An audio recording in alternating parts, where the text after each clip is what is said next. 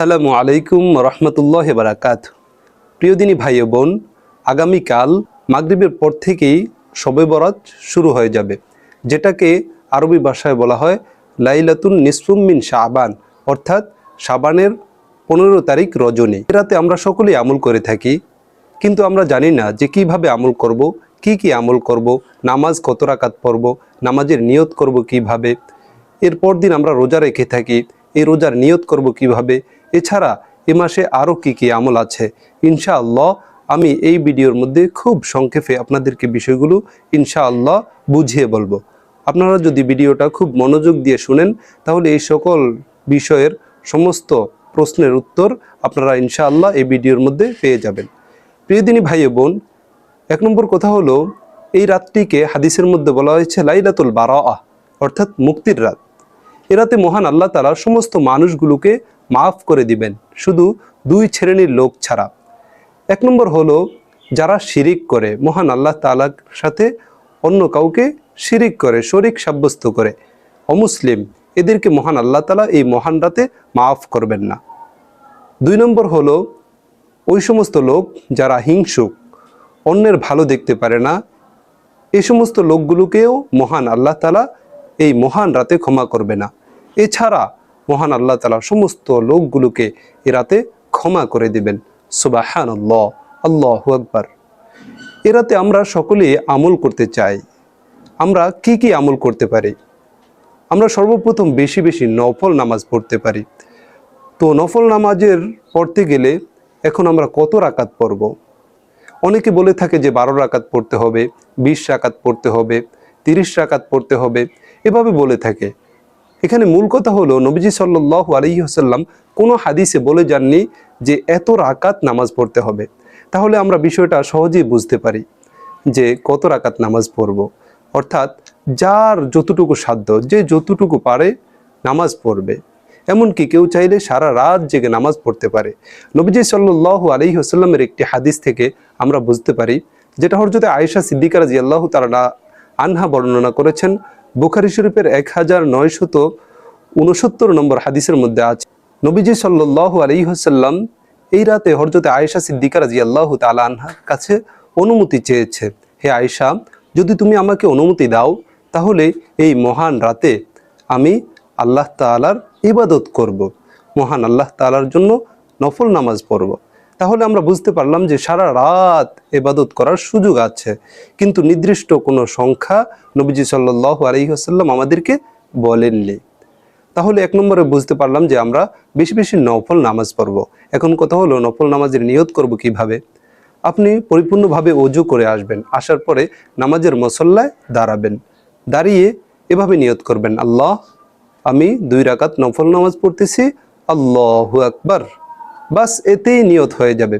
অনেকে বলে যে আরবিতে নিয়ত করতে হয়, এভাবে বলতে হয়। আসলে মূল কথা হলো কিছুই না। প্রিয় দিনী ভাই বোন, একটা বিষয় লক্ষ্য করুন, ইসলাম ধর্ম একেবারেই সহজ, শান্তির ধর্ম। আমরা এটাকে বিভিন্নভাবে কখনো কঠিন করব না। নামাজ পড়া একেবারেই সহজ। এরপর কথা হলো কি সূরা দিয়ে পড়ব। যখন আমরা নিয়ত করে ফেলবো, নিয়ত করার পরে সানা পড়ব, সানার পরে আলহামদু সূরা পড়ব, আলহামদু সূরার পরে আপনি কোরআনের যে সমস্ত সূরাগুলো পারেন, এর মধ্যে সবচেয়ে সহজ সূরাটি দিয়ে সর্বপ্রথম শুরু করবেন। এরপরে ধারাবাহিকভাবে পরের সূরাগুলো পড়বেন। এখানে কোনো নির্ধারিতভাবে কোনো সূরা নির্দিষ্ট নেই যে অমুক সূরা এতবার পড়তে হবে, অমুক সূরা 11 বার পড়তে হবে, অমুক সূরা 3 বার পড়তে হবে। এগুলা কোনো হাদিস দ্বারা প্রমাণিত নয়। যারা বলে এরা সঠিক কথা বলে না। তাই আপনার মন চায় যেটা, ওই সূরাটা দিয়ে এই নামাজ পড়তে থাকবেন। এছাড়া আমরা এ রাতে কি আমল করতে পারি? এ রাতে আমরা বেশি বেশি কোরআন তেলাওয়াত করব। এরপরে মহান আল্লাহ তাআলার জিকির বেশি বেশি করব। এরপরে দোয়া ও ইস্তেগফার করব। মহান আল্লাহ তাআলার কাছে বেশি বেশি ইস্তেগফার। সহজ ইস্তেগফার হলো আস্তাগফিরুল্লাহ, আস্তাগফিরুল্লাহ, আস্তাগফিরুল্লাহ। এভাবে আমরা ইস্তেগফার করব। আর ইস্তেগফারের ফায়দা অনেক। এই ইস্তেগফার করলে তিরমিজি শরীফের হাদিসের মধ্যে আছে যে মান লাজিমাল ইস্তেগফার জাআলাল্লাহু লাহু মিন কুল্লি যিকিন মাখরাজা। যে ব্যক্তি নিয়মিত ইস্তেগফার করবে, আল্লাহ তাআলা তাকে সমস্ত পেরেশানি থেকে উদ্ধার করবে, অমিন কুল্লি হাম্মিন ফারাজা, এবং সমস্ত দুশ্চিন্তা থেকে উদ্ধার করবে। ওয়ারযুকুহু মিন হাইসু লা ইয়াহতাসিব, এবং তাকে এমন স্থান থেকে রিজিকের ব্যবস্থা করবে যে সে কল্পনাও করতে পারবে না। সুবহানাল্লাহ, আল্লাহু আকবার। প্রিয় দিনী ভাই বোন, তাই আমাদের বেশি বেশি ইস্তিগফার করতে হবে।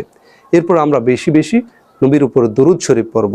এরপরে মহান আল্লাহ তাআলার কাছে 2 ফোঁটা চোখের পানি পেলে মহান আল্লাহ তাআলার কাছে দীর্ঘ লম্বা মুনাজাত করব, যেন আল্লাহ তাআলা আমাদের জীবনের সব গুনাহ খাতাগুলো মাফ করে দেয়।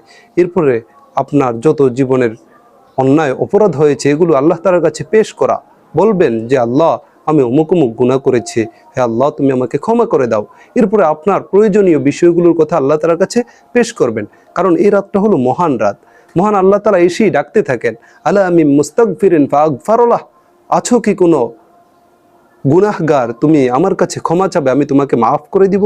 এভাবে ডাকতে থাকেন যে আছো কি কোনো অভাবগ্রস্ত, আমি তোমার অভাব দূর করে দিব। আছো কি কোনো অসুস্থ ব্যক্তি, আমি তোমাকে সুস্থ করে দিব। এভাবে মহান আল্লাহ তাআলা ডাকতে থাকেন। যদি আপনি সুন্দরভাবে মুনাজাত করে আল্লাহ তাআলার কাছে বলতে পারেন, তাহলে অবশ্যই অবশ্যই মহান আল্লাহ তাআলা আপনার হাজতগুলো পুরা করে দেবে। প্রিয় দিনী ভাই বোন, এখন কথা হলো আমরা এরপর দিন নফল রোজা রাখি। নফল রোজার নিয়ত করব কিভাবে? এখন নফল রোজা কয়টি রাখবো?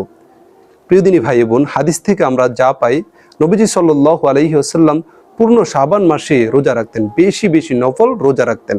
তাই আমরাও চেষ্টা করব এই মাসে বেশি বেশি নফল রোজা রাখা। নির্ধারিতভাবে শুধু শবে বরাতের রাতের পরের দিনই রোজা রাখতে হবে এমনটা না, আপনি পূর্ণ শাবান মাসে রোজা রাখতে পারেন। তো তাহলে আমরা রোজার নিয়ত করব কিভাবে? আমরা রোজার নিয়ত করব যখন সাহারি খেতে উঠব। উঠার পরে আমরা সাহারি খেয়ে মনে মনে এই সংকল্প করব যে আমি আগামীকালকের নফল রোজা রাখতেছি, শেষ। এতেই আপনার নিয়ত হয়ে যাবে। আলাদাভাবে আরবিতে বলতে হবে নাওয়াইতু আন উসালিয়া লিল্লাহি তাআলা, কোনো প্রয়োজন নেই এটা। আপনি বাংলা ভাষায় যখন নিয়ত করে ফেলবেন যে আগামীকালকে মহান আল্লাহ তাআলার জন্য আমি রোজা রাখছি, বাস এতেই নিয়ত হয়ে যাবে। মহান আল্লাহ তাআলা আমাদেরকে বিষয়গুলো ভালোভাবে বুঝে এই পূর্ণময় রাতে বেশি বেশি আমল করার তৌফিক দান করেন। আমিন।